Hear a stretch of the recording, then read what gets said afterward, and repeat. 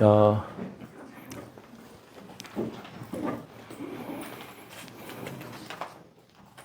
주일 은혜롭게 잘 지내셨나요? 네, 오늘 강의는 성서의 이야기들 가운데 조연의 눈으로 파악을 하는 그러니까 예수님이 있으면 예수님의 눈으로 예수님의 관점에서 어떤 사건을 보는 게 아니라 그 예수님을 만난 사람, 어떤 사도행전을 읽는다면은 베드로나 바울의 관점에서가 아니라 베드로를 만난 사람 또는 바울의 상대요. 이렇게 할 때에 어떤 장점이 있어요. 뭐냐면 우리가 눈높이, 관점을 어떤 예수님에게 놓고 베드로에게 놓고 바울에게 놓으면은 우리가 공감하는 부분이 우리보다 너무나 높은 사람들이라 우리하고는 너무나 다른 분들이라 그러나 그 예수님에게 은혜를 입은 사람, 예수님에게 찾아가서 어떤 무엇을 응답을 받은 사람 또는 예수님에게 찾아가서 뭐랄까요, 무언가 문제를 해결하고 막 이제 크게 뭔가를 얻어낸 사람, 이러한 관점에서 우리가 성서의 이야기를 보면 우리도 금방 공감을 하고 또 함께 이야기에 또 그 어떤 복음의 사건에 참여할 수 있는 그러한 어떤 접촉점이 쉬워진다는 점이에요. 복음서로 말하면 유난히 예수님이 아니라 예수님의 상대역이 아주 완벽하게 이야기의 주인이 되고 어떤 주인공, 예수님보다 더 주인공처럼 등장하는 그러한 경우들이 있습니다. 어떤 사건을 예수님을 찾아가서 사건을 일으키고 그리고 자신의 의지대로 이 사건을 이끌어가며 그리고 뭐라고 할까요? 그 어떤 사건의 주도권을 예수님보다도 완벽하게 본인이 더 쥐는 그러한 경우들이 있을 수 있다는 거예요. 자, 여러분들 한번 한번 생각해 보세요. 어떤 경우가 어떤 사람이 이러한 경우인지. 복음서에서 예수님을 만난 사람 가운데 어떤 그 주도권, 이니셔티브. 그러니까 예수님보다도 이 사람에게 있는 거 아니야? 그만큼 이 사람은 자신의 문제가 절박했고, 그리고 예수님을 대할 때에 이 사람은 포기할 수 없었고, 물러설 수 없었고, 반드시 막 정말 자신의 뜻을 관철해야만 됐다. 그러니까 야복나루에서 야곱의 경우가 그랬죠. 그렇죠? 그 상대역이 아마 하나님이셨거나 아니면 하나님의 천사였을 거예요. 그런데 이야기의 모든 어떤 초점은 그분이 아니라 야곱에게로 맞춰져 있고, 그만큼 야곱은 사건을 주도하고 이야기의 주인공이 되며 모든 뭘까요? 이 조명을, 각광을 다 한 몸에 받고 있죠. 복음서에서 이런 사람들이 누가 있을까요?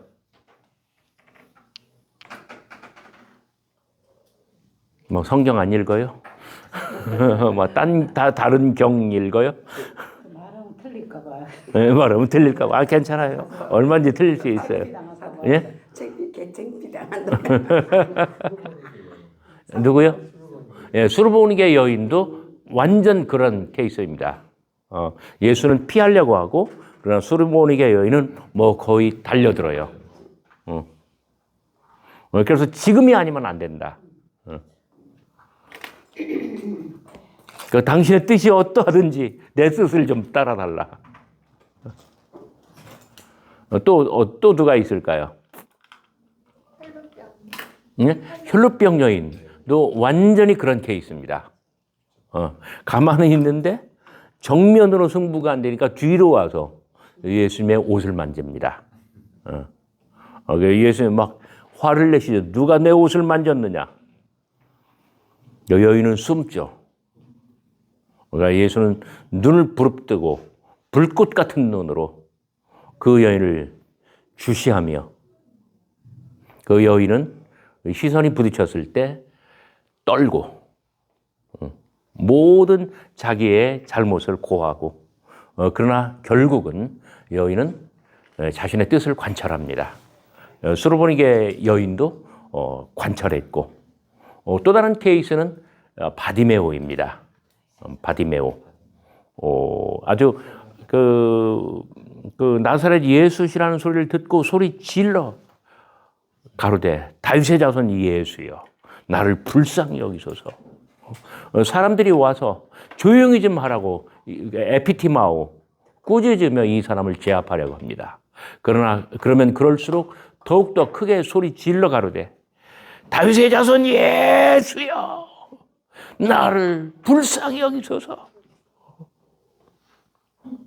그때 모든 것이 멎어버리고 저를 부르라. 그리고 이 사람은 예수를 향하여 돌진하고 달려갑니다. 참 이 이야기 재밌어요. 언젠가 한국 신약학회 어떤 제가 이름을 말씀드리지 않을게요. 어떤 교수님이 이 본문을 해석하는 것을 논문으로 가지고 와가지고 이 사람이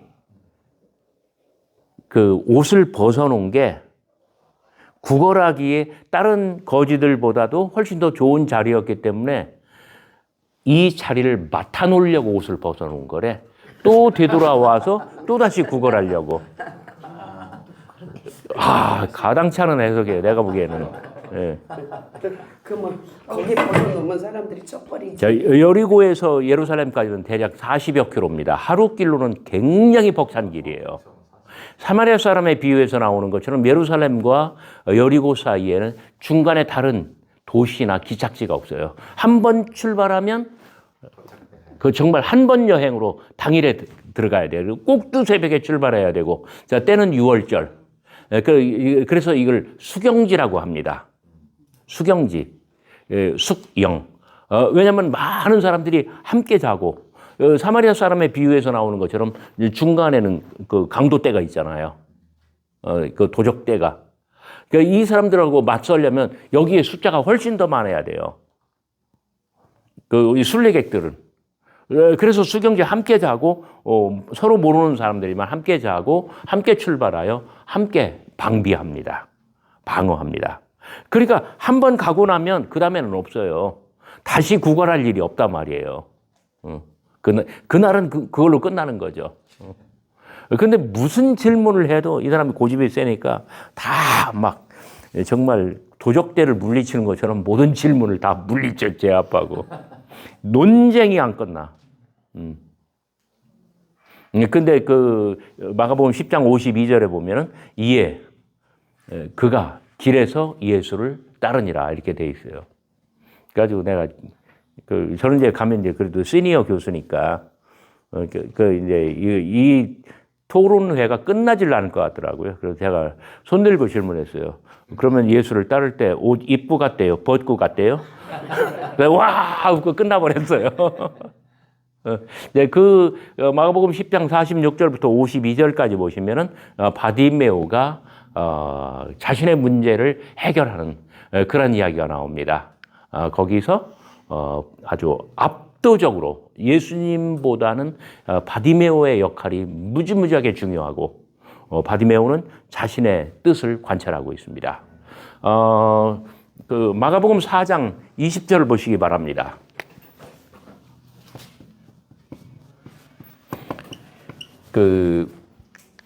씨 뿌린 자의 비유를 그러니까 예수님께서 친히 해설의 말씀을 주시면서 해석해 주시면서 참된 제자가 되는 것은 세 가지 조건 또는 세 가지 단계로 이야기를 합니다. 좋은 땅에 떨어졌다는 것은 씨는 말씀으로 풀이를 했죠. 첫째는 말씀을 어떻게 하는 것? 말씀을 들음. 두 번째는 이 말씀을 받아들임. 받아들임. 말씀을 받고 세 번째는 30배, 60배, 100배로 열매를 맺는 것, 결실을 하는 것. 그 중에서 이 두 번째 단계, 말씀을 받아들임, 요것이 중요합니다. 전체 마가복음의 문맥에서 말씀을 받아들인다는 것은 무엇을 뜻하느냐? 그 어떤 역경이 와도, 그 어떤 시험이 와도, 그 어떤 장애를 직면해도 자신의 의지로, 의지적인 노력으로 모든 것을 극복하고 마침내 이루어내는 것. 이 말씀을 빼앗기지 않는 것을 뜻해요. 말씀을 부여잡고 말씀에 의지하여 자기의 모든 열정, 자기의 실존, 모든 것을 다 걸고 마침내 뜻을 이루는 것. 그것을 의미합니다. 그래서 지금 여러분들이 말씀드린 것처럼 혈루증 여인, 예수의 소문을 듣고 와서 예수의 뒤로 잠입해 들어가서 예수를 만지죠. 혈루증 여인, 이 갈릴리에서 온 유대인 선지자, 뭐랄까, 듣고 또 그렇게 합니다. 그 다음에 바디메오도 나사렛 예수시라는 말을 듣고 소리 지르며 사건을 주도해 갑니다. 자, 이러한 경우들은 정말 예수님의 관점에서 그 사람의 어떤 뭐랄까요? 이 짤막한 사건들 이런 것을 해석하기보다는 이 예수님 옆에 있는 제가 조연이라고 말하는 바로 그 사람의 관점에서 이야기를 풀고 그 사람의 어떤 전기적인 사건, 전기적인 고백, 전기적인 독백으로 이런 이야기를 풀어나갈 수 있다는 뜻이죠.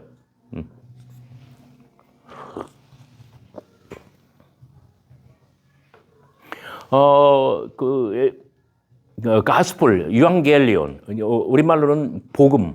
그러니까 저는 어렸을 때 교회에서 복음은 뭐냐? 좋은 소식, 굿뉴스 이렇게 들었습니다. 다 맞는 말씀입니다. 현대 신약학에서는 굿뉴스, 유앙겔리온이란 무엇이냐? 예수 이야기, A Story of Jesus, 예수의 이야기로 정의를 합니다. 마가가 전하는 예수님의 이야기, 마태가 들려주는 예수님의 이야기, 누가를 따른 예수님의 이야기, 그 다음에 요한만이 우리에게 들려줄 수 있는 예수님의 이야기. 그래서 마가 때부터 복음이라고 하는 이 뭐랄까요? 교회의 용어, 기독교적인 용어, 신학 용어는 복음이라고 하는 것은 예수님의 어떤 전기, 예수님의 공생의 이야기 또는 확장을 했을 경우 누구의 이야기가 되나요? 그러니까 예수님의 일대기가 되는 거죠. 마가는 공생애만 이야기를 했고 누가와 마태는 탄생 이야기를 추가했죠. 그래서 예수님의 일대기가 되고 있죠. 그리고 요한복음은 태초에 이렇게 말함으로써 아주 뭐랄까요? 이 창조의 때부터 인류의 역사가 시작된 때부터 하나님께서 이끌어가시는 아주 완전한 구원사의 전체 지평을 다 포함하는 그러한 이야기로 들려줍니다. 그런데 복음서에는 아주 많은 사람들이 등장해요. 마가복음 같은 경우 대략 한 50명, 60명 정도의 개인적인 역할이 있습니다. 이름이 있건 없건 간에. 그 12사람은 어떤가요? 12사람 가운데 베드로, 야고보, 요한은 예수님의 가장 친밀한 제자예요. 그래서 야이로의 딸을 살릴 때 5장 35절 이하죠. 그 다음에 두 번째 변모의 산에 오를 때 9장 2절 이하죠. 그리고 마지막으로 세 번째 겟세마네 기도에서 이 세 사람은 예수님을 특별하게 수행합니다. 시몬 베드로의 형제 안드레가 단 한 번 등장합니다. 개인적인 역할로. 13장 종말 교훈을 우리 주님께서 주실 때. 그리고 마찬가지로 단 한 번 단역으로 등장하는 또 한 사람이 있습니다. 누굴까요? 완전한 단역이라고 할 수는 없어요. 한 순환사화에서 흘깃흘깃 한 3번 등장합니다. 누굴까요? 유다. 유다. 주다. 가룟 유다. 예. 나와 함께 12 중 하나, 곧 나와 함께 그릇에 손을 넣는 자니라. 그때 한 번.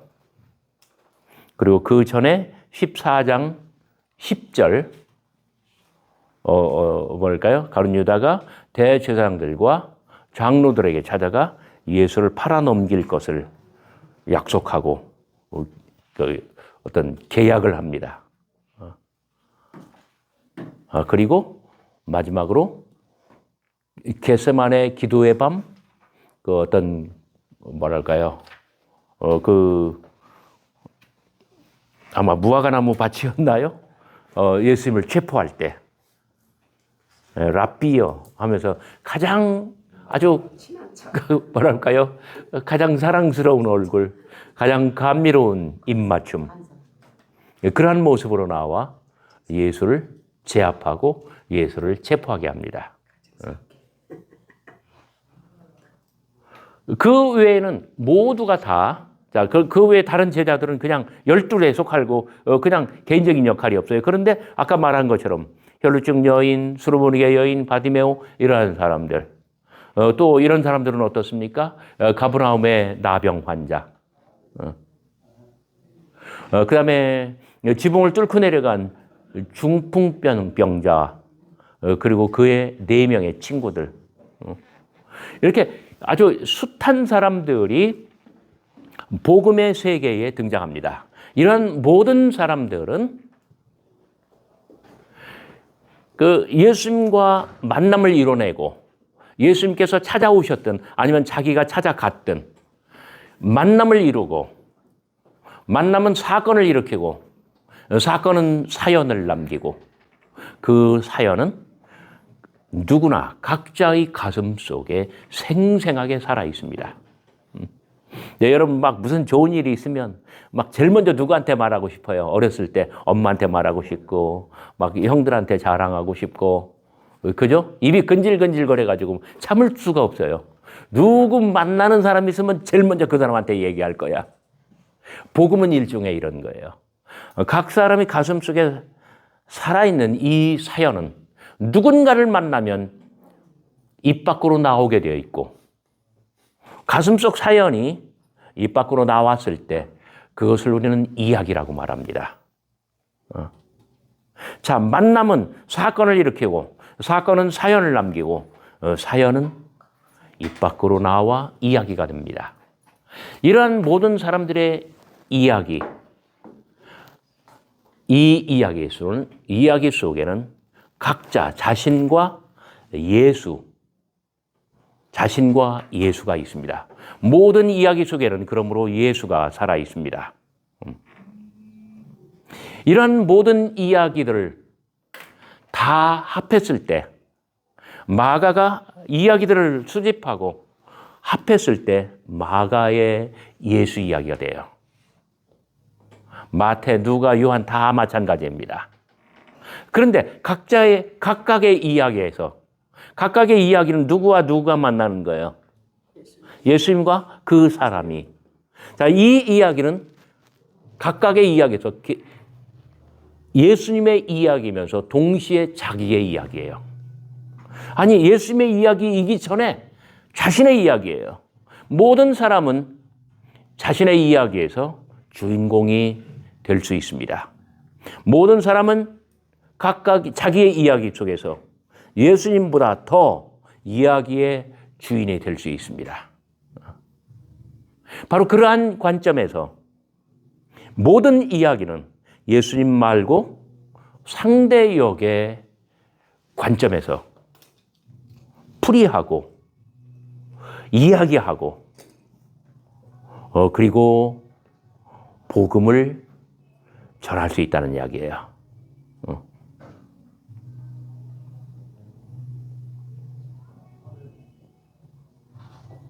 자, 이러한 관점으로 우리가 복음서를 읽으면 우리의 시야가 많이 달라질 수가 있어요.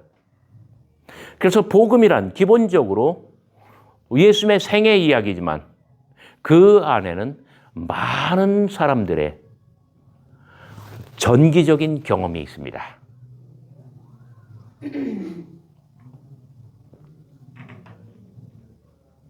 바디메오는 바디메오대로,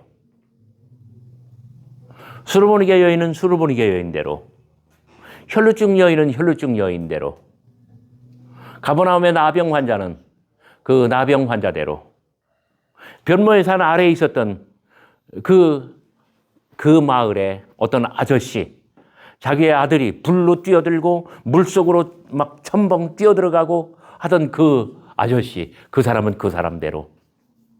짤막짤막한 이야기지만 그 사람 생애의 가장 중요한 부분이며 잊지 못할 대사건이며 인생의 완전한 전환점이 됩니다. 그러므로 복음, 곧 예수 이야기 속에는 우리가 이름을 알 수도 있고 모를 수도 있는 수많은 사람들의 전기가 거기에 들어가 있는 거예요. 바로 그런 관점에서 예수의 관점이 아니라 예수님을 주도적으로 만난 사람, 아니면은 어느 날 갑자기 예수께서 임하사 나에게 말할 수 없는 은혜를 끼쳐주신, 바로 예수님으로부터 말할 수 없는 은혜를 입은 그 사람의 관점에서 이야기를 풀고 이야기를 해석하고 그리고 우리가 복음을 설명할 수 있다는 얘기예요. 복음을 뭐랄까요? 소통할 수 있다는 점이에요.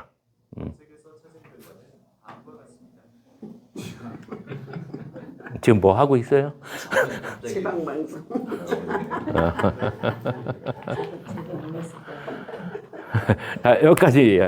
여기까지 자, 일단 나가고, 잠깐 여러분들 말씀 듣고 또 나가도록 하겠습니다.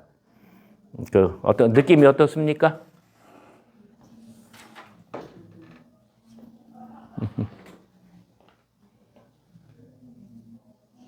성경 속에 나오는 인물들이처럼 예수를 만난 분들이 그분들을 통해서 또 복음이 많이 이렇게 확산이 또 예수를 또 전거하게 되고 많은 사람들이 예수를 믿게 되듯이 저희들 삶도 똑같은 것 같아요. 어떤 큰 사건이 닥쳤을 때 이거 죽겠네 이런 생각이 순식간에 들지만은 그게 큰 문제가 결국 그 문제로만 그치는 게 아니라 문제를 통해서도 하나님은 여전히 그 가운데 내가 흔들리지 않도록 말씀 안에 다 붙들어 주시면서 무릎을 꿇게 하시고 그 끌어가신 걸 느껴요. 그러면서 그 혼돈 속에 그냥 무릎을 꿇으면서 나도 모르게 하나님 살려달라고 도와달라고 이런 기도가 계속적으로 이어지니까 어느 순간에 하나님이 정말로 바꾸시는 문제를 하나님. 그러면서 저도 모르게 전도를 하게 되거나 주변의 사람들 만나면 그 말이 많아지는 거예요. 그 얘기하고 싶어서. 그래서 말한다. 그래서 가끔 전도가 되긴 하고 진짜 그럴까? 만나봐야 된다. 이제 이렇게 얘기해 주면서 저는 그런 일들이 제가 부교육자 사역을 17년을 했어요. 북동전도사 7년, 전임 10년 이렇게 하면서 신방전도사를 10년 이상 했으니까 그런 사례들이 되게 많거든요.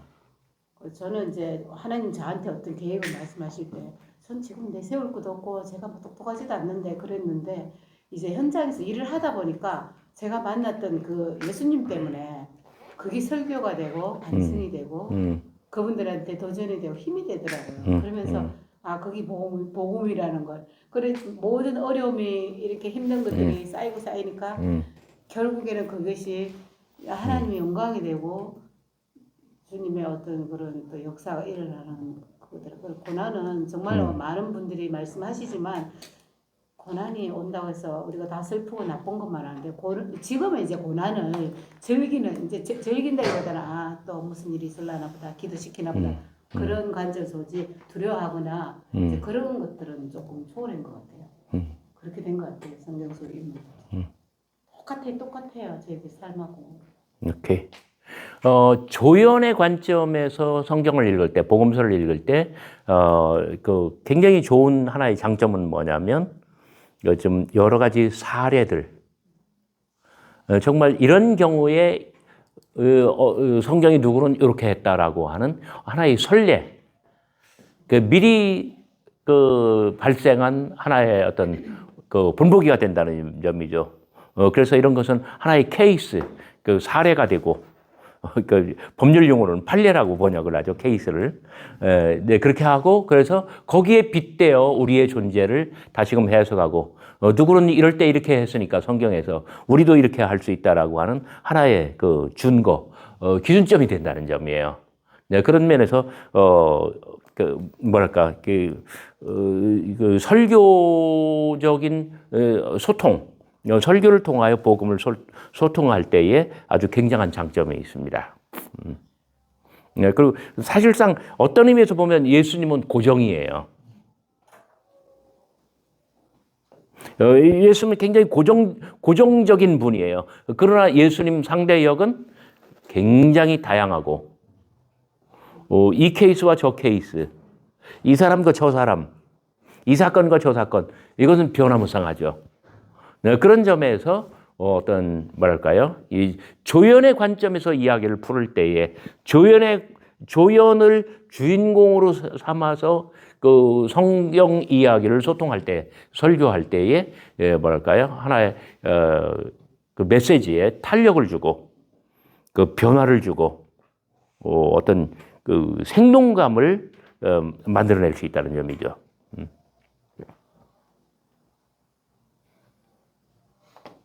이해가 가시나요? 그러면서 제가 깨달은 게 지혜를 많이 얻게 되더라고요. 그 사건들을 통해서 또 깨달은 거 지혜를 얻게 되면서 누군가에게 그 말들을 또 어느 날 해주고 있더라고요. 제가 그거를 하나님 좀 많이 깨닫게 됐습니다.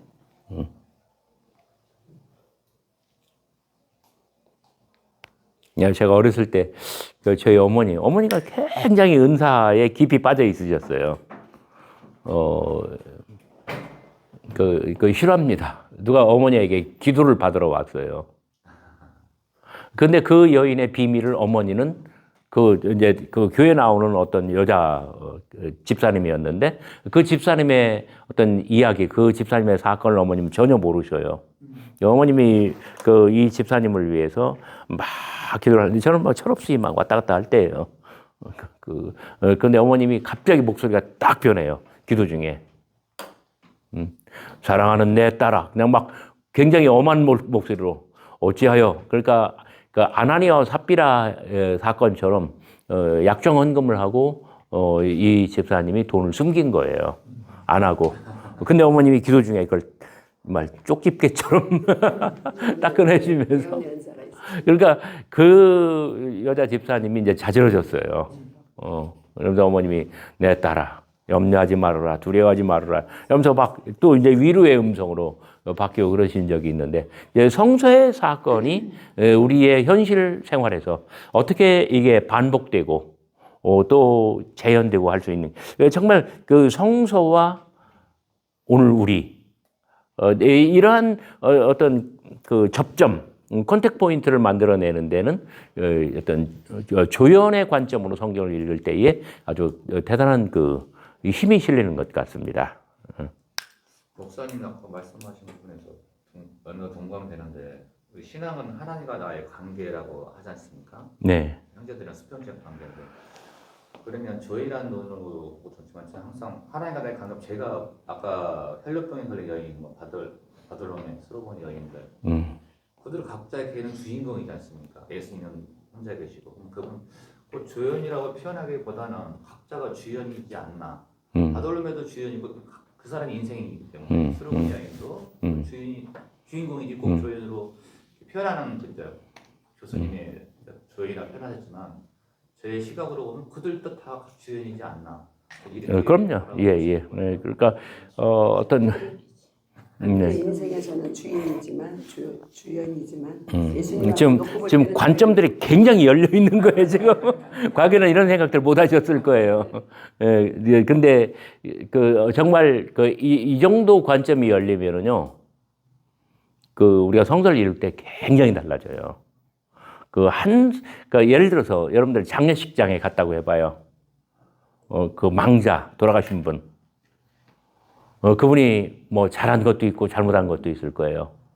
그분이 어떤 면에서는 좋은 분이지만 어떤 면에서는 또 나쁜 사람일 거예요. 그러나 일단 돌아가신 분들은 어떻게, 그 사람의 생애 앞에 우리가 고개를 숙이고 가슴을 저미고 뭐 그런 어떤 망자에 대한 예의가 있잖아요. 한 사람 한 사람을 우리가 어떤 인격적으로 만난다. 장례식장에서 망자를 만날 때 우리의 마음이 숙연해지고 그런 감이 있죠. 우리가 성경을 읽을 때 성서의 인물이 그냥 6.25 때 죽은 수십만 수백만 명 중에 한 명일까? 아니면은 각자가 우리 모두로부터 존중을 받고 존경을 받고 뭔가 인격적으로 만날 수 있는 여지가 있느냐 없느냐 이런 생각을 하면 완전히 달라지는 거죠. 그 성서의 인물에 대해서 우리가 어떤 정말 인격적으로 그 사람을 존중하고 그 사람의 처지에 대해서 우리가 이해하며 그리고 뭔가 정말 아련하지만 그러나 이 정신적인 연대감을 가지고 그 사람의 생애를 받아들일 수 있다. 이것은 성경을 읽을 때 우리의 태도를 완전히 다르게 만들어줍니다. 물론 역대기, 열왕기 상하 뭐 이런 데 보면은 막 실패한 인물들 굉장히 많이 나옵니다. 근데 저는 이제 싫어합니다. 그러면서 어떤 사람을 이야기해 가면서 이 사람은 이래서 안 됐고, 둘째 이래서 안 됐고, 셋째 이래서 아주 쳐 죽일 사람입니다. 이런 설교를 제가 직접 들은 적이 있어요. 굉장히 불편하더라고요. 굉장히 불편하더라고요. 불편한 설교 많이 듣죠. 가끔씩 지나온 역사를 돌아보면.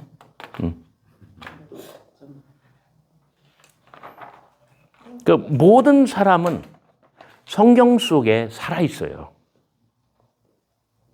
산 사람으로 만날 수 있느냐 없느냐 그것이 정말 우리의 수준, 우리의 경직, 우리의 어떤 뭐랄까요 사역, 우리의 선포를 결정할 수가 있어요. 산 사람으로 만나느냐 아니면은 그냥 시체로 만나느냐. 제가 학교 초에 대전제처럼 말씀드렸잖아요. 문학 작품은 모든 등장인물을 어떻게 한다? 산채로 등장시킨다.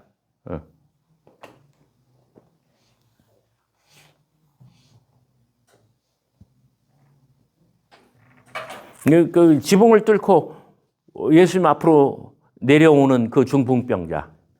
그 이야기를 읽을 때 우리는 그 중풍병자의 뭐랄까요? 그 불편함. 그 다음에 죽지 못해 살고 있는 그 애절함. 이러한 것들을 우리가 느낄 수 있어야 된단 말이에요.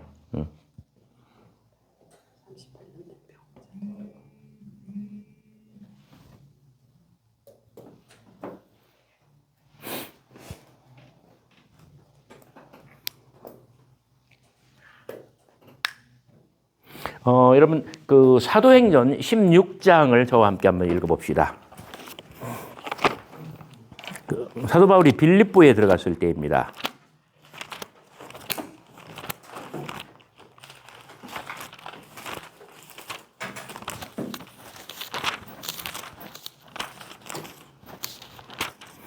빌립보서에는 안 나오는데 16장 16절부터 34절까지 빌립보서에는 안 나오는 사건인데 누가가 사도행전에 남긴 사건입니다.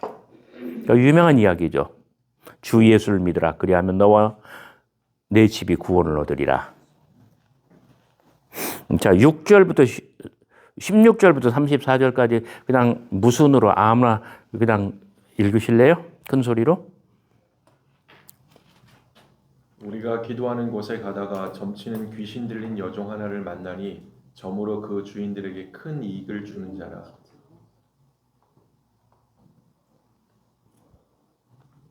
자, 빨리빨리 바울과 우리를 따라와 소리질러 이르되 이 사람은 지극히 높은 하나님의 종으로서 구원의 길을 너희에게 전하는 자라 하며 이같이 여러 날을 하는지라 바울이 심히 괴로워하여 돌이켜고 귀신에게 이르되 예수 그리스도의 이름으로 내가 네게 명하니 그에게서 나오라 하니 귀신이 즉시 나오니라. 여종의 주인들은 자기 수익의 소망이 끊어진 것을 보고 바울과 실라를 붙잡아 장터로 갈릴리들에게 끌어갔다가 상관들 앞에 데리고 가서 말하되 이 사람들이 유대인인데 우리의 성을 심히 요란하게 하여 로마 사람인 우리가 받지도 못하고 행하지도 못한 풍속을 전한다 하거늘 우리가 일찍 일어나 고발하니 상관들이 옷을 찢어 벗기고 매로 칠하여 많이 친 후에 옥에 가두고 간수에게 명하여 든든히 지키라 하니 그가 이런 명령을 받아 그들을 깊은 옥에 가두고 그 발을 착고에 든든히 치었더니 한 번쯤에 바울과 실라가 기도하고 하나님을 찬송하며 죄수들이 듣더라. 이에 갑자기 큰 지진이 나서 옥토가 움직이고 문이 곧 다 열리며 모든 사람의 메인 것을 다 벗어진지라. 간수가 자다가 깨어 옥문들이 열린 것을 보고 죄수들이 도망한 줄 생각하고 곰을 베어 자결하려 하거늘 바울이 크게 소리질러 이르되 내 몸을 상하지 말라. 우리가 다 여기 있노라 하니 간수가 득불을 달라고 하며 뛰어들어가 무서워 떨며 바울과 실라 앞에 불복하고 그들을 데리고 나가 이르되 선생들이여 내가 어떻게 하여야 구원을 받으리까 하거늘 가로되 주 예수를 믿으라 그리하면 너와 내 집이 구원을 얻으리라 하고 주의 말씀을 그 사람과 그 집에 있는 모든 사람에게 전하더라. 그 밤 그 시각에 간수가 그들을 데려다가 그 맞은 자리를 씻어주고 자기와 그 온 가족이 다 세례를 받은 후 그들을 데리고 자기 집에 올라가서 음식을 차려주고 그와 온 집안이 하나님을 믿음으로 크게 기뻐하니라. 아멘. 그 빌립보 감옥에서의 그 사건입니다. 다시 한번 여러분들에게 말씀드립니다. 낭독하실 때 조금 소리를 살짝 톤을 높이고 살짝 띄워줘요.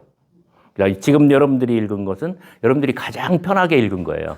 그거보다 살짝 뭐 한 반의 반음 정도 톤을 줘서 우리가 기도하는 곳에 가다가 이렇게 하는 것보다는 우리가 기도하는 곳에 가다가 이렇게 얘기해요. 어제 제가 서울에 가지고 결혼식을 주례를 했는데 저는 주례를 할 때 꼭 물어봐요. 신랑 신부가 인사를 오면 양쪽 집안이 다 믿느냐 아니면 한쪽 집안만 믿느냐. 그러니까 기독교식으로 100%할 거냐 아니면 75%할 거냐 지금 그거 물어보면 그러니까 찬송이 들어가느냐 안 들어가냐 그 차이예요. 그러니까 감독님 되게 어떻게 하십니까? 주례 굉장히 많이 해보셨을 것 같아요. 그거는 제가 이제 하러 오면 예. 어떻게 해주랴 저도 그렇게 묻습니다. 찬송가를 부를 수 있으면 부르고 안 부르면 제가 찬송가를 읽어주고 네. 이거 제가 부르고 싶은데 네. 예배에서 안 부르니까 그렇게 할 수도 있고 네, 예. 양해를 구하고 부를 수도 있고 네. 그래서 그 예배장 결혼식장이 네. 부담되지 않도록 그래도 할 얘기 다 하거든요. 예. 어제 그 리버사이드 호텔이라고 하는 데서 결혼식을 했는데 30분 안에 모든 걸 다 마쳐야 돼요. 네, 그래가지고 그 미리 면담을 했는데 신랑 신부 찬송을 부르는 거는 굉장히 부담스러울 것 같아요. 그래서 이제 그럴 때는 그냥 그 다른 것들은 다 기독교적인 요소 다 집어넣고 하는데 찬송은 그때 안 하고 하거든요. 근데 사회자가 미리 있었고 저를 소개하고 제가 나가서 결혼식을 주례하는데 결혼식에는 두 가지가 가장 중요합니다. 그러니까 만약 학위수여식에는 두 가지가 가장 중요한데 학위수여식은 뭐냐면 그 학위증을 주는 게 가장 중요하죠. 그거 받으려고 하는 거니까. 그죠? 그다음에 그 전에 그 학사 보고 도대체 어떤 집안에서 어떤 가문에서 이 학위증을 발급해 주느냐. 학위증 발급의 주체가 누구냐. 이걸 보여주는 게 그 학사 보고예요. 그 앞에 이제 국민의례, 그다음에 찬송 뭐 이런 것들이 있지만 가장 중요한 건 두 개예요. 결혼식에 가장 중요한 건 뭘까요? 네? 혼인 서약과 성혼 선포예요. 그 두 가지를 확실하게 하면 돼요. 요즘 애들은 막 어떻게 해요? 지들끼리 편지 읽고 눈물 짜고 막 안아주고 춤추고. 그건 결혼식이 아니에요. 죽을 때까지 검은 머리 팥뿌리 될 때까지 이렇게 이 사람만 사랑하겠노라 뭐 이제 일종의 이런 서약을 하고 그다음에 이 사람들은 정말 하나님께서 맺어주신 하나님께서 짝지어주신 그러니까 그 해석도 그래요. 제가 어제 굉장히 짧게 한 부분인데 하나님이 짝지어주신 그러므로 사람이 그 부모를 떠나 어떤 독립성 이제는 알아서 하는 거예요. 그러니까 두 번째로는 한 몸이 되어 이제는 두 몸으로 살아왔지만 앞으로는 한 몸이에요. 모든 것을 함께 공유하고 함께 나누고 그다음에 하나님의 이미 짝지어 주신 것을 사람이 나누지 못하리라. 그 부분을 제가 이렇게 해석을 했어요. 우리가 결혼을 해서 자식을 낳을 때 골라서 낳지 않습니다. 그죠? 우리가 태어났을 때 부모를 우리의 취향에 따라서 고르는 것이 아니에요. 하나님이 주시는 대로예요. 그죠? 우리 전통적인 가치관으로 말하면 그런 걸 다 팔자소관이라고 불러요. 그것처럼 지금까지 교제하고 연애하고 할 때는 각자였어요. 각자의 선택이었어요. 그러나 지금부터는 이제 지금까지는 일륜이었지만 지금부터는 천륜이라는 거예요. 그래서 하나님이 짝지어 주신 거라고. 제가 이제 이렇게 하고 어떤 그 혼인 서약하고 바로 성혼 선포하고 이렇게 쭉 했는데 되게들 감동을 받은 거예요. 사람들이. 근데 신부 집안이 저는 이제 신랑이 저희 조카예요. 비교적 좀 먼. 근데 신부의 집안이 대단해. 막 왔는데 와서 그 식당에서 저한테 인사를 하는데 신랑 그 신부의 어머니 아버지가 엄청 저한테 깍듯하게 하시더라고요. 근데 보니까 그 위에 언니, 그러니까 큰 딸이 의사고 서울에서 그 아마 사위가 뭐 같이 의사인지 뭔지 모르겠어요. 굉장히 잘생겼더라고. 근데 그 아주 기독교 집안이고 참 좋더라고요. 근데 그날 어제 이제 이렇게 딱 봤는데 제 앞에 사회 본 친구 내가 물어봤어요. 혹시 아나운서냐고 그랬더니 길에. 네, 그랬더니 길에. 근데 저한테는 비밀입니다만은 합격점을 받지 못했어요. 아나운서 티를 냈거든.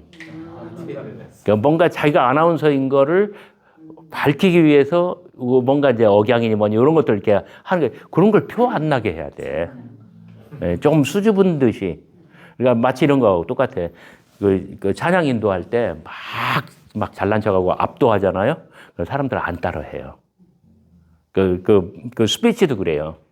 정말 너무 뭐랄까 잘난 척하고 이 뻔질나게 하면 사람들의 마음에 와닿지 않아요. 살짝 어눌한 듯, 살짝 뭐랄까요, 긴장한 듯, 이렇게 좀 낮은 자세로 할 때, 그 예배 중 그 사회 보면서 회중 찬송할 때도 마찬가지예요. 잘난 척하면 사람들을 절대로 같지 않아요. 조금 모자란 듯. 네, 그러나 자기의 힘을 다하여 그렇게 할 때, 그럴 때 회중 찬송이 굉장히 아주 풀 보이스, 아주 성대하게 많이 사람들의 성량이 다 나오는 거죠.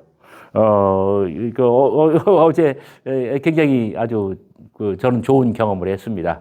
제가 이렇게 소리를 조금 띄워서 하라고 하는 이야기하다 이렇게 됐는데, 읽을 때 아까 말한 것처럼 그가 바울과 우리를 따라와 소리질러 이르되 이렇게 하는 것보다는 그가 바울과 우리를 따라와 소리질러 이르되 살짝 좀 띄워서 이렇게 이야기하면 듣는 사람들에게 좀 더 더 나을 것 같아요. 자, 이 이야기에서 제가 이제 좀 쉬는 시간이 있다가 제가 요걸 가지고 어떻게 조연의 관점에서 이 사건을 이해하는지 제가 하나 한번 보여드리려고 합니다. 이 이야기에서 그 바울과 실라 말고 가장 중요한 사람이 누굴까요? 등장인물 누구로 있어요? 바울, 신라, 간수. 네.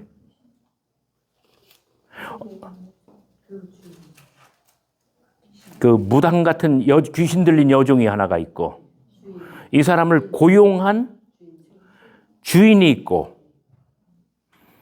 자, 그 다음에 이막으로 딱 넘어가면 누가 있어요? 네? 네, 간수장, 간수. 네, 그리고 여기에는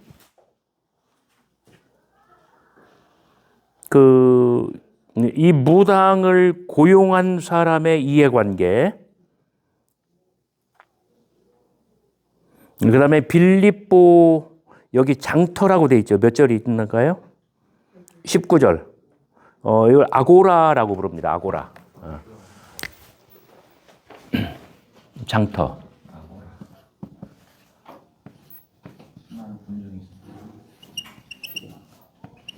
아고라. 시장, 장터라는 뜻인데 이 아고라조 하면 물건을 매매하는 것, 사는 것. 그러니까 그 누구예요? 니고데모가 아니라 아리마대 요셉이 시장에 가서 세마포를 사다가 그게 아고라조예요. 사다가 예수님의 시신을 감싸죠. 이 아고라는 우리 어렸을 때 시골에 장서는 가구처럼 생각하면 돼요. 거기서 그 도시 전체가 다 나와요. 거기로 장날. 그리고 거기로 가면 다 만날 수가 있고. 그리고 그때 뭔가 사건이 벌어져요. 그래서 아고라는 장터이면서 동시에 광장이기도 해요.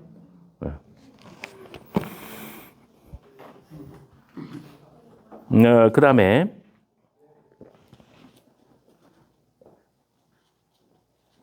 (21절) 우리가 받지도 못하고 행하지도 못할 풍속을 전한다 하거늘. 자, 로마인의 관점에서 받지도 못하고 행치도 못할 풍속. 자, 요게 기독교라는 거죠. 그러면서 22절 일제히 일어나 고발하고 옷을 찢어 벗기고 매로 치고 그 다음에 간수에게 명하여 든든히 지키라.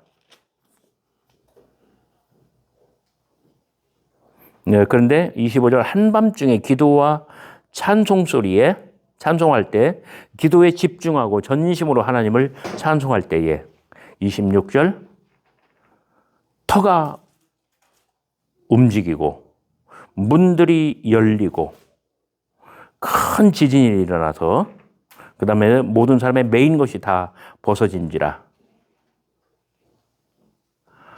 간수는 죄수들이 다 도망한 줄 생각하고 그리고 칼을 빼서 죽으려고 할 때 그때 가장 뭐랄까요? 27절이 가장 뭐랄까 텐션이 가장 높은 긴장이 가장 팽팽하게 조성되고 그 이야기의 어떤 클라이맥스인 것 같아요. 죽으려고 하는 것. 바울이 소리질러 내 몸을 상하지 말라. 우리가 다 여기 있노라. 간수가 등불을 달라고 하며 뛰어들어가 무서워 떨며 내가 어떻게 하여야 구원을 받으리까? 너와 주 예수를 믿으라.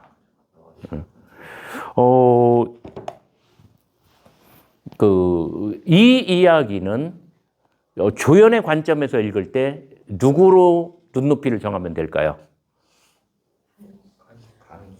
네? 간수입니다. 바울과 신라가 주연이고 간수는 조연이고. 네? 바울과 신라는 주연, 네. 간수는 조연. 네, 그런데 이제 우리가 설교를 준비할 때는 간수를 주연으로 세우는 거예요. 그러니까 마치 복음서에서 예수를 만난 사람, 예수에게 은혜를 입은 사람을 그 기준점으로 잡는 것처럼 이렇게 할 때에 우리가 정말 이 깜빵, 감옥 속으로 들어가고 그 다음에 그 바울과 실라가 있는 그 감방, 그 칸으로 들어가고 그리고 그 앞을 서성이고 오가는 이 간수장, 이 간수, 그 사람의 관점에서 이 이야기를 한번 이해해 보는 것이죠.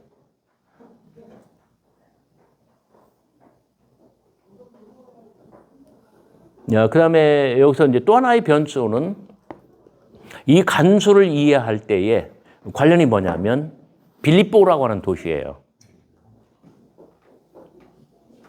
그 빌립보라고 하는 도시는 아주 특별한 역사가 있습니다. 네, 여기에는 이 베테랑들, 로마의 군대에서 그 평생 일하다가 퇴역한 사람들, 그러한 사람들이 집단적으로 모여 사는 곳이에요.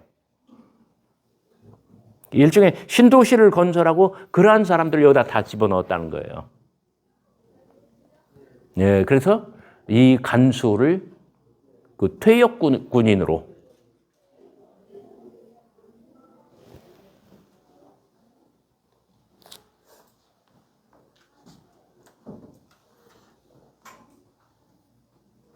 그 다음에 우리가 이 사건, 이 이야기를 하나의 드라마처럼 이해하고 설교를 구성할 때에 상당히 중요한, 완전히 최고 중요한 것은 아니지만 꽤 중요한 그런 하나의 문학적인 모티프들이 뭐냐면은 그 죄수들이 도망하였다. 그 다음에 자기는 자결하려고 했다. 그 죄수들의 뭐랄까요? 이 몸뚱아리를 지키는 것이 목숨값이라는 뜻이죠. 죄수를 놓치면 자신의 목숨으로 그 값을 치러야만 해요. 이런 하나의 문학적인 모티프가 있습니다. 그 다음에 26절, 갑자기 큰 지진이 나서 옥터가 움직이고 문이 다 열리고 모든 사람의 메인 것, 이 포승줄, 그 다음에 착고 이런 것들이 다 풀리고 이런 것만큼이나 이야기에 어떤 그 이야기에 긴박성을 주고 또 심장에 어떤 박동을 일으키는 것이 뭐냐면 29절 간수가 등불을 달라고 하는 것. 막 굉장히 다급해가지고 불이 어디 있느냐? 막 굉장히 다급하게 불을 찾는 이것은 그 26절에 그 지진이 일어나는 것만큼 아주 긴박한 그런 순간들을 표현할 수 있는 그런 대목이기도 합니다.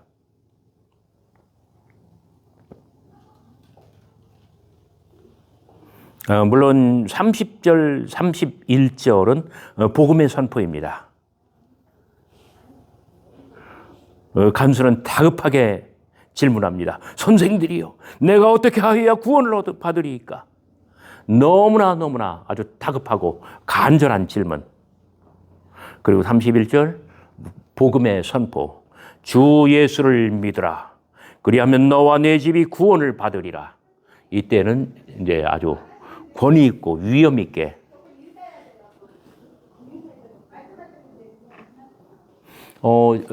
이 대목에서 좀 한 10분 쉬었다가 그 다음 또 수업 진행하도록 하겠습니다. 제가 오늘 본문 우리가 함께 읽은 그 본문을 가지고 제가 나름대로 하나의 그 스토리로 그래서 우리가 이런 작업을 할 때는 늘 뭐랄까요? 교수님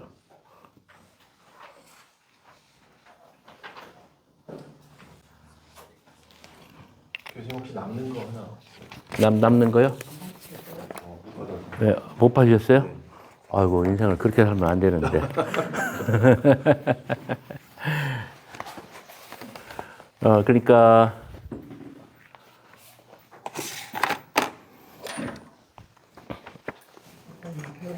그 무당과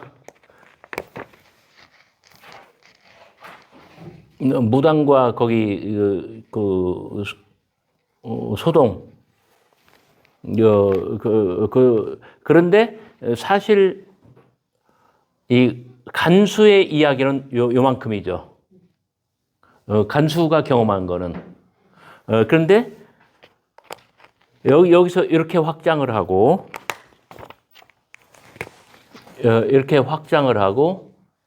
그 다음에 더 확장을 하고 이야기를 앞으로 확장을 하고 그 다음에 이것도 가능할 수는 있는데 그러니까 성경의 어떤 본문이 말하는 것은 빨간 네모예요.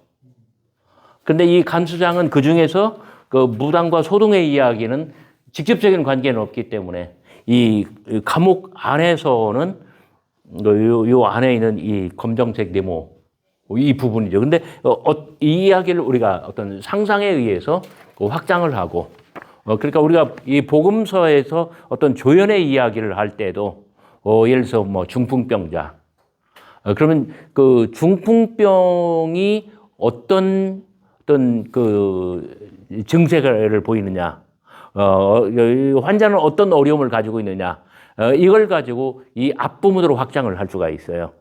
뭐 바디메오 같은 경우는 날 때부터 어떻게 소경으로서 얼만큼 불편, 천시, 사람들의 핍박 이것을 견디며 살아왔는가 이렇게 이야기를 확장할 수 있다는 것이죠. 한번 저와 함께 읽어보도록 하겠습니다. 남을 죽여 나를 살리는 자. 나는 성인이 되었을 때부터 줄곧 로마군을 따라다니며 때로는 전쟁에 나가 싸우고 때로는 도로를 건설하는 등 로마 제국의 용병이었습니다. 힘이 있으면 돈을 벌 수 있습니다. 내 버는 것이 내 먹는 것 이상이면 장가들고 가족을 부양할 수 있습니다. 참으로 험한 생활이었습니다. 싸우고 죽이고 또 싸우고 또 죽이고 지금도 눈에는 내 곁에 싸우다가 죽어간 수없이 많은 용병들의 얼굴이 또렷이 남아 있습니다. 하지만 인생이란 강한 자만이 약한 자를 이기고 살아남는 법 아닙니까? 그것이 로마의 법 아닙니까? 이날 이때까지 그렇게 한평생을 나는 군인으로 살아왔습니다. 힘이 있었기 때문입니다. 죽지 않고 버티는 힘, 오히려 적국의 병사들을 죽이는 힘, 바로 그 힘 말입니다. 이날 이때까지 그렇게 싸우며 버티며 죽이며 그렇게 한평생을 군인으로 살아온 것입니다. 어느덧 내 나이가 수월찮게 들었습니다. 젊은 군인들은 나를 가리켜 백전노장이라 부르지만 내 경험과 연륜을 칭찬하기보다는 내 늙음을 일컫는 것 같아 서글픕니다. 무엇보다도 힘이 딸립니다. 몸이 쇠약해진 것입니다. 내 보기에도 난 더 이상 좋은 군인이 아닙니다. 로마의 군대는 더 이상 날 필요로 하지 않습니다. 얼마간의 돈을 손에 쥐어준 후 가족에게 돌아가라 하였습니다. 당연한 일입니다. 무엇인지 늙고 쇠하면 사그러드는 것 아닙니까? 그것이 자연의 이치 아닙니까? 퇴역군인이 말로는 명예롭다 하지만 그 삶은 풍족하지를 못합니다. 본시 가진 것도 없고 배운 것도 일천한 나로서는 가족을 먹여 살릴 길이 막막하였습니다. 그런데 내게도 좋은 소식이 왔습니다. 빌립보의 감옥을 지키는 간수 자리가 하나 났으니 원한다면 오라는 것입니다. 전쟁에 나가는 일 없이 그저 감옥을 지키기만 하면 되니 오기만 하면 된다는 것입니다. 보아하니 수입은 영 신통치 않습니다. 하지만 내 나이가 늙고 인생이 많이 소모된 것에 비하면 그나마 기회라면 기회가 아닙니까? 가솔들을 죄다 이끌고 빌립보 시로 이주하였습니다. 막상 빌립보에 와보니 이곳은 세계 각국의 이민자들이 몰려와 만든 이민 도시였습니다. 100년 가까이 전부터 그렇게 하여 생긴 도시라 합니다. 그러니까 바울의 시점을 기준으로 그러니까 50년대 초 AD 1세기 50년 초를 기준으로 그러니까 100년 이상 기원전 2세기에 만들어진 그다음에 퇴역군인들과 이주민들 그러니까 신도시를 건설하고 사람들을 강제로 끌어다가 여기에 이렇게 정착시킨 그러한 도시인 거죠. 이상한 것은 주민들 대부분이 나처럼 퇴역군인이거나 아니면 현역 군인이라는 점입니다. 내 사는 빌립보는 군사도시인 것입니다. 도시의 분위기가 사뭇 삼엄하고 사람들의 성격은 대체로 급합니다. 왜 군인들은 다 이러니까요. 도시는 군대와 같아 사람들은 언제나 권력자에게 기대고 힘 있는 자의 명령에 따라 일사불란하게 움직입니다. 죄수들을 다루는 간수의 일이란 단순타 못해 지루합니다. 죄수들이란 이웃에게 위해를 가했든 아니면 그 무슨 못된 일을 하였든 모두 로마의 죄를 지은 자들이니 전시의 적군들을 다루듯 힘으로 다루면 될 일입니다. 실벤이 인격적 대운이 하는 것들은 없습니다. 전쟁 중 적군에게 그렇게 대하는 일이 어디 있습니까? 하나하나 발을 쇠사슬로 묶고 인신을 구속하여 감옥에 쳐 넣은 후 도망가지 못하도록 감시하기만 하면 됩니다. 그러니까 이제 이런 것들을 쓸 때는 바울과 실라를 염두에 두고 쓰는 거예요. 바울과 실라도 그렇게 대하면 된다라고 하는. 나는 죄수들을 감시하는 간수이지만 어찌 보면 이 몸 또한 죄수와도 같습니다. 내 직속 상관은 젊은 녀석인데 나의 일거수일투족을 남김없이 감시하며 빈틈을 주지 않습니다. 때로는 늙은 나에게 어찌나 그리 호통을 치는지 무섭기가 그지없습니다. 한마디로 싸가지가 없습니다. 흉악범 죄수들 중 하나라도 놓치는 날이면 그때는 이 늙은이의 목숨으로 값을 치르라는 것입니다. 탈출과 탈주의 규모가 크면 그때 내 가족들의 목숨조차 요구하겠다는 것입니다. 생각만 하여도 끔찍한 일입니다. 하지만 간수의 일도 시간이 지나면 관록이 붙으니 이제 제법 이골이 났습니다. 죄수의 눈빛만 보아도 저자가 로마에 순응하여 삶을 바꾸려 하는지 아니면 탈출과 도주를 위해 호시탐탐 기회를 엿보는지 금방 알아차립니다. 형무소는 언제나 탈주의 음모가 가득하고 언제라도 터질 듯 긴장이 팽팽합니다. 여기 이제 제가 형무소라고 하는 단어를 썼는데, 제가 살던 도시에서는 형무소가 있었어요. 근데 그냥 감옥이라고 할 때와 형무소라고 할 때 느낌이 다르죠. 감옥이라고 하면 그냥 나와 상관없는. 근데 내가 형무소가 있는 뭐 전국에 형무소 많아요. 왜냐하면 죄수가 많으니까. 받지도 못하고 행치도 못할 풍속. 우리 도시에는 한 기막힌 예언자가 있었습니다. 아니, 그 무당이죠. 그런 자가 지금도 살고 있습니다. 그가 얼마나 신통한지 누구든 만나는 사람의 정체를 알고 그의 미래를 점쳐 알아맞힌다는 것입니다. 너무나도 신통한 점쟁이라는 것입니다.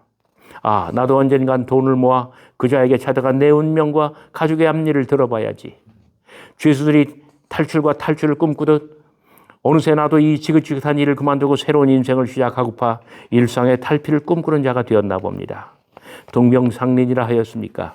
형무소 안에는 간수인 나나 내가 감시하는 죄수들이나 탈주와 탈출의 음모만이 가득 꿈틀거리고 있습니다. 그런데 어느 날이었습니다. 세상과 격리되어 죽음의 유령도시와도 같은 같이 한산한 이 형무소에도 바깥 세상으로부터의 생생한 소식이 전해져 옵니다. 바울과 실라라고 하는 두 명의 유대인 포교자가 멀리 동방나라에서 빌립보에 들어왔다고 합니다. 그들과 빌립보의 예언자 사이에 무슨 만남이 있었다는데 그에게서 예언의 영이 떠났는지 이제는 그 예언자가 더 이상 예언을 하지 못한다는 것입니다. 점괘를 보려던 자들의 발길이 끊어지니 복채가 떨어지는 것은 당연한 이치입니다. 돈을 벌고자 돈을 들여 그 점쟁이를 고용한 주인에게 큰일이 났습니다. 도무지 수입이 들어오지 않는 것입니다. 분노는 극에 달했고 점쟁이를 고용한 주인은 점쟁이보다도 더 미치게 되었습니다. 그런 사람들을 사서 동방의 유대인 포교자는 바울과 실라를 잡아 빌립보의 아고라에 끌어왔으면 장터죠. 법정에 세운 것입니다. 그는 동방에서 온 이 이상한 복음이야말로 우리 로마인들이 받지도 못하고 행치도 못할 이상한 풍속이라며 공박하였습니다. 그러자 장터의 방청석에 있던 모든 빌립보 시민들이 이구동성으로 말하였습니다. 빌립보인들의 이익과 희망을 앗아가는 저 유대인 포교자들을 처단하라는 것입니다. 저 유대인 포교자들이 복음이 무엇인지는 몰라도 오만과 편견 그리고 부안해동과 과격한 행동이야말로 모든 성난 군중의 찰나적 속성이 아닙니까? 저들 한 사람 한 사람의 음성은 함성이 되어 아고라를 진동하고 재판관을 압박하여 들어갑니다. 재판관을 자천하는 저 젊은 장교는 내 직속 상관이기도 한데 시민들의 함성에 심리적으로 위축되었는지 그 동방 포교자들의 설교와 행실이 무엇인지도 확인하지 않은 채 나와 동료들에게 추상 같은 진리를 내렸습니다. 저들의 옷을 죄다 찢어 벗기고 매로 치라. 우리는 저들의 옷을 찢어 벗긴 채 매로 쳤습니다. 호되게 쳤습니다. 그 유대인 포교자들의 온몸엔 붉고 검은 상처가 문신처럼 남아 있습니다. 매와 채찍의 검붉은 자국이 문신처럼 온몸을 휘감고 있습니다. 그 장교들이 이제 특별히 나를 지목하여 엄히 명합니다. 저들을 착고에 채워 옥에 가둔 후 든든히 지키라. 저들의 발목에 착고를 채우며 나는 생각합니다. 예수의 복음이 대체 무엇이길래 이 발로 이렇게 먼 길로 오게 했을까? 예수가 대체 누구길래 이 유대인 포교자들로 이 모진 핍박을 견디게 할까? 혼란의 생각이 휘리처럼 머리를 감돕니다. 그 유대인 포교자들이 대체 무슨 잘못을 했길래 이 모진 고통을 당해야 하는가? 그 점쟁이가 모처럼 제정신을 찾았다면 오히려 다행스러운 일일 텐데 사람들은 저마다 자기의 이해관계만을 계산하는 게 아닌가? 그 점쟁이의 주인이란 도무지 제 이승만 챙기는 사람이 아닌가? 빌립보 사람들도 그렇지. 그 유대인 포교자들의 복음이 무엇인지도 모르고 사람을 정죄할 수 있을까? 재판을 주관한 장교들도 그렇지. 유대인 포교자들의 복음이 무엇인지 확인도 안 한 채 그저 부안해동하는 저 무리의 뜻없는 함성에 사로잡혀 죄를 정함이 대체 가당한 일이라도 한가? 세상은 온통 이해 못할 일들 뿐입니다. 하지만 돌이켜 나는 생각합니다. 나와는 상관도 없는 일. 그저 시키는 대로만 하면 될 뿐입니다. 내 알 바가 무엇란 말입니까? 그들이 무슨 죄를 지었는지 아니면 그들이 정령 로마 제국의 죄인인지 알 수는 없어도 나는 동방으로부터 산 넘고 바다를 건너 멀리 이곳까지 온 저들의 발을 단단히 착고에 채웠습니다. 그리고 그들을 빌립보 형무소의 제일 깊은 감방에 가두었습니다. 인상을 보아하니 험한 전쟁터에 단 한 번도 나가지도 못한 새님들일터 탈출을 시도할 만한 인물은 못되어 보였습니다. 아니 탈출을 기도한다 하여도 늙은 내 힘으로도 얼마든 제압할 수 있을 것 같았습니다. 왜 이게 자꾸 탈주를 이야기하는지 여러분들 아시죠? 죄수들이 다 도망갔다 이제 그렇게 생각하는 그걸 염두에 뒀기 때문에 진과 함께 찾아온 내 인생의 지각 변동. 어느덧 해는 서산해집니다. 형무소에는 세상보다 어둠이 빨리 찾아옵니다. 왜 그럴까요? 담장이 높으니까. 죄수들 모두 탈출을 포기하였는지 형무소는 벌써 한밤중입니다. 무엇 하나 움직이지 않는 적막한 밤. 여러 개의 감방으로 들어가는 긴 복도의 초입에 위치한 내 방엔 조그만 호롱불이 숨을 헐떡이며 마지막 불꽃을 태우고 있습니다. 내 기운도 숨을 헐떡이며 한날의 마지막 불꽃을 태우고 있습니다. 이제 분위기 잡고 있는 거예요. 이제 지진날. 오늘 들어온 동방의 저 죄수들은 결코 탈출을 기도할 인물이 아닙니다. 호롱불이 바람에 흔들리듯 내 하루도 그렇게 경계와 취침의 사이에 혼란을 겪고 있습니다. 긴 복도 끝에 놓인 방으로부터 이상한 소리가 들려옵니다. 어느 때는 낭낭한 목소리입니다. 그러나 어느 때는 급하고 격한 소리입니다. 동방의 그 포교자들이 저들의 주문을 위하는 소리인가 싶습니다. 늘 그렇듯 타지에서 온 사람들은 대개 자기 신에게 뭔가 주문을 위하며 기원을 드리곤 합니다. 과연 저들의 신이 저들에게 다가와 저들을 풀어줄 수 있을까? 저들의 신은 저들의 발을 묶은 착고보다도 강할까? 저들의 하나님은 착고를 풀고 옥문을 열어 능히 저들을 구원할 수 있을까? 동방의 저 포교달도 내게는 신비스러울 뿐입니다. 의식과 무의식 사이에서 혼란은 휘리처럼 강하게 일렁입니다. 바람에 흔들리는 저 호롱불만 없다면, 그리고 이 늙은 간수의 무거운 눈꺼풀이 내려앉기만 한다면 형무소에는 적막한 밤과 어둠뿐입니다. 밤이 깊을수록 늙은 간수의 눈꺼풀은 맷돌처럼 무겁고 호롱불은 더욱 심하게 흔들립니다. 마침내 불이 꺼지고 지륵 같은 어둠이 찾아올 때, 그때 난 망각의 바다에 빠지고 말았습니다. 깊은 잠에 빠지고 말았습니다. 얼마의 시간이 흘렀을까? 나는 감옥보다도 더 깊은 잠에 빠졌는데 꿈자리는 사납기 그지없었습니다. 그만 귀임과 함께 천지가 흔들리고 땅이 진동하며 죄수들을 넣어둔 형무소의 옥문들이 죄다 열려있는 것이 아닙니까? 그 틈으로 그만 모든 죄수들이 하나같이 도주하는 것이 아닙니까? 아, 이를 어쩌나. 그게 놀라 발을 동동 구릅니다. 심장이 콩할 만큼 작게 오그라듭니다. 하지만 해결의 방도는 없습니다. 그러다가 난 잠에서 깨어나고 말았습니다. 눈을 뜨고 주변을 바라보니 형무소는 아직도 칠흑처럼 어두운 밤입니다. 그러나 무서운 지진이나 옥토가 흔들리고 옥문이 열린 것은 꿈이 아니라 현실이었습니다.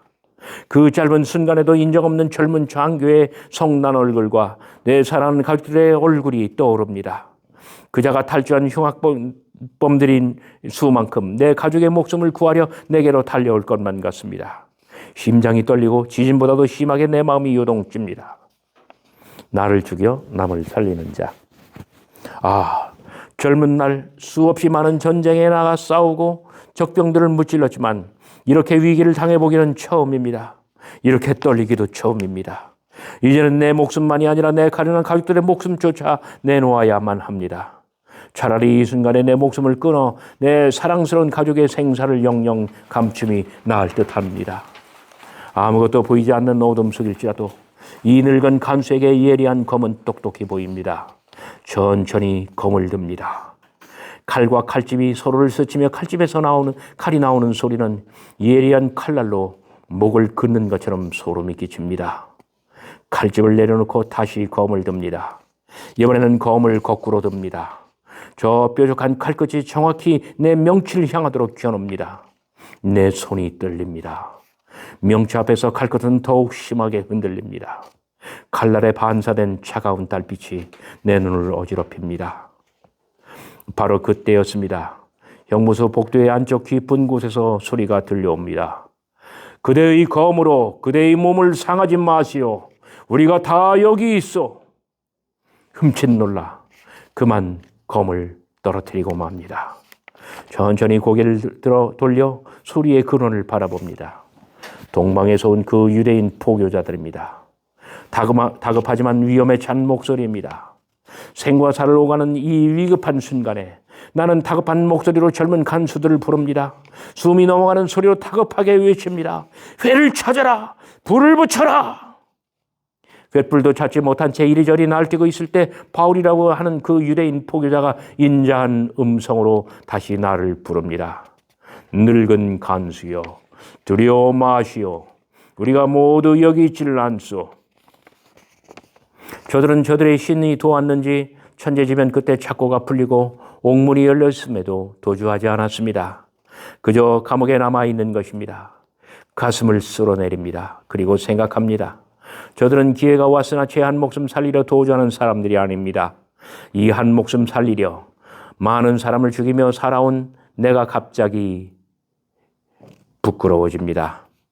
도리어 이 한 목숨 구하려 감옥에 갇히고 감옥에 남아 나를 기다린 저들이 고마웠습니다. 영문도 모른 채 사태를 수습하고자 횃불을 찾다가 실패하였지만 이 순간 저들은 내 영을 환히 비추는 등불입니다. 이 횃불은 못 찾았지만 등불을 보고 있어요. 이 늙은 간수가 천천히 저들 앞에 다가갑니다. 그리고 저들에게 절합니다. 아니 놀라움과 두려움으로 저들 발 앞에 허물어졌습니다.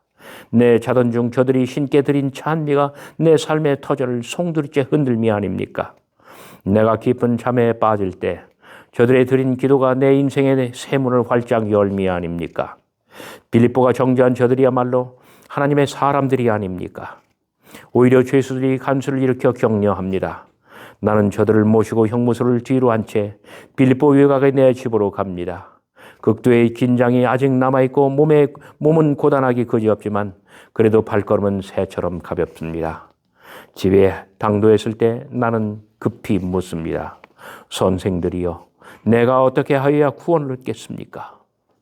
예의인자한 목소리로 그러나 확신에 찬 음성으로 그들이 내게 답합니다. 주 예수를 믿으시오. 그리하면 그대와 그대의 가족이 모두 구원을 얻을 것이오. 그리고는 그리스도의 복음을 나와 내 모든 가족에게 전합니다.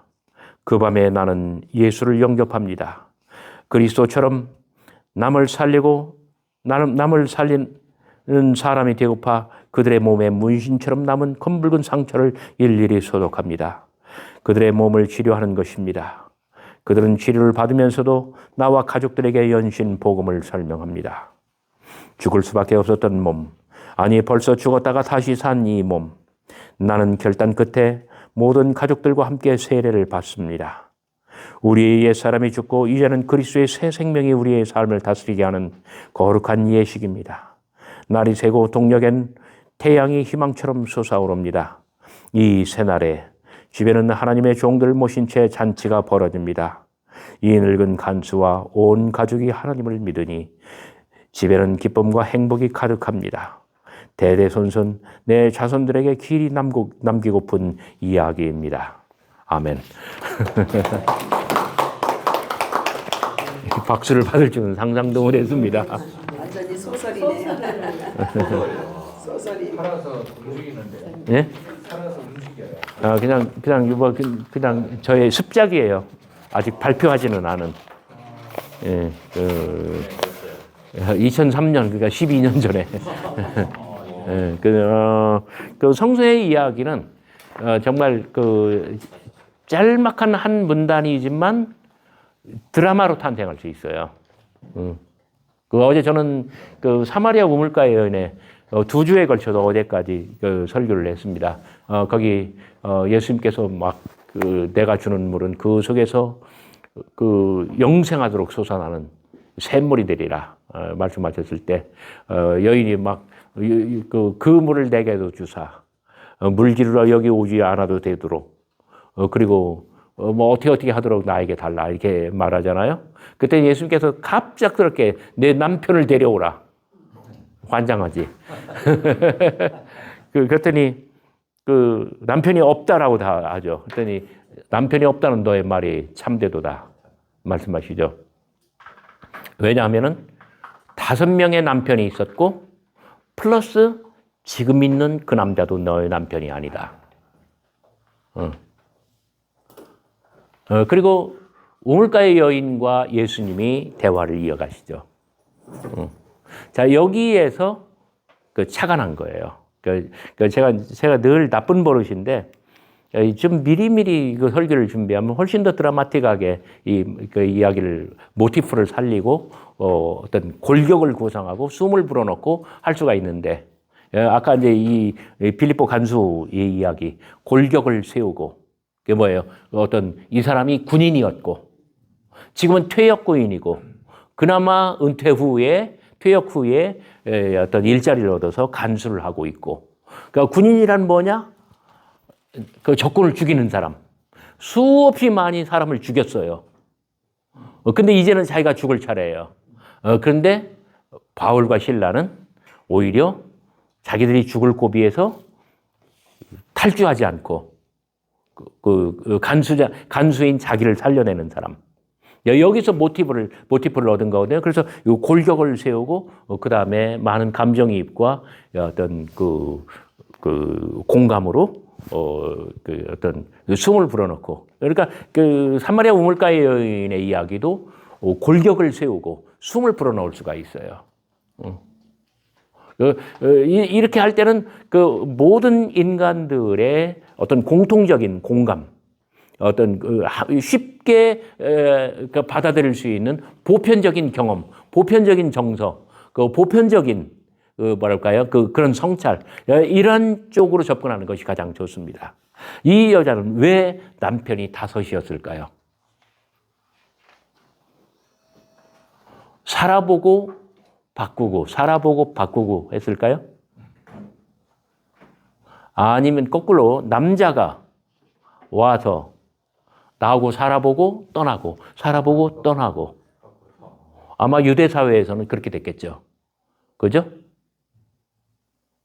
그러니까 여기다 보편적인 어떤 그 우리의 경험과 정서를 대입하는 거예요.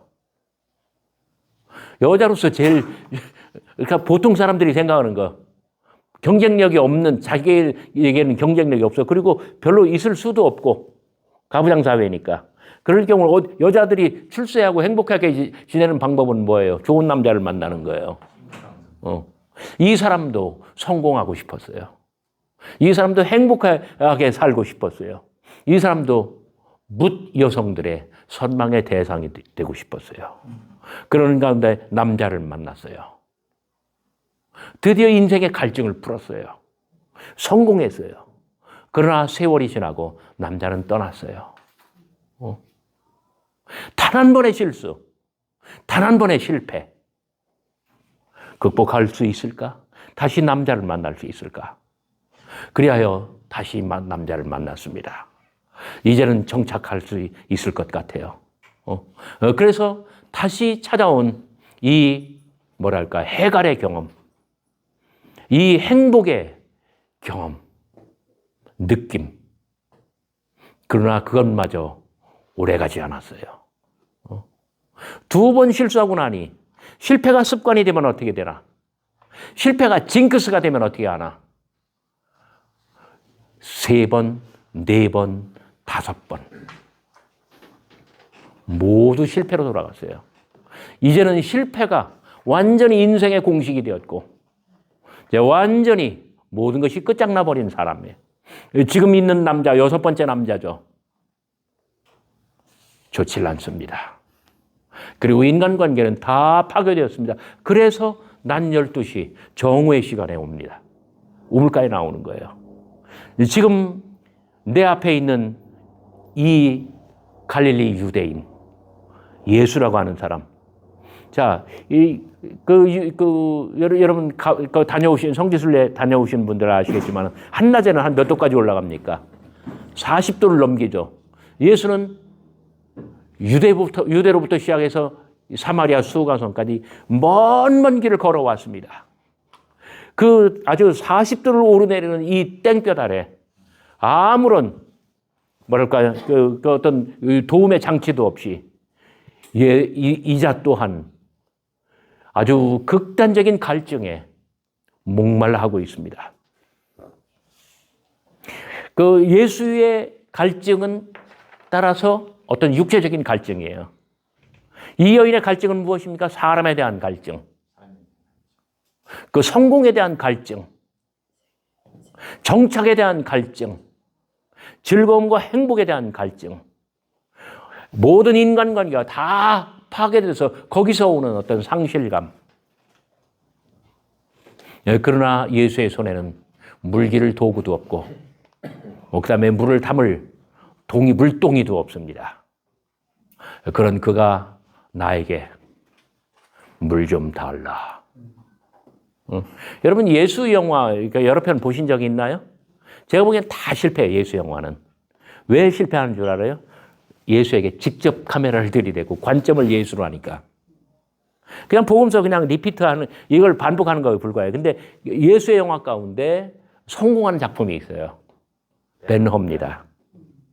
벤허는 앵글을 어디다 고정시켜요? 예수예요? 아니면은 벤허에게 고정시켜요. 그리고 자기 인생의 중요한 고비에서 문득문득 예수를 만나게 해요.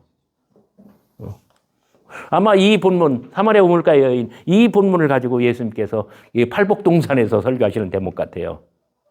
누구든지 목마른 자들은 다 내게로 오라.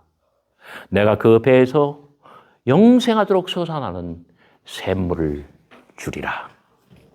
너무나 인상 깊게 그 말씀을 들었는데 예수께서 골고다를 오르면서 물을 달라. 물을 주겠다는 예수가 물 좀 달라고 하는 거예요. 그때 한 여인이 예수에게 가서 물을 드리죠. 그리고 수건으로 얼굴 닦아드리죠. 베로니카. 그 예수의 영화 가운데 벤허 이 대작이 성공한 이유는 예수에게 직접 카메라를 들이지 않고 벤허라고 하는 인생 속에서 이 사람의 생애 속에서 예수님을 언뜻 비춰주기 때문에 그래요.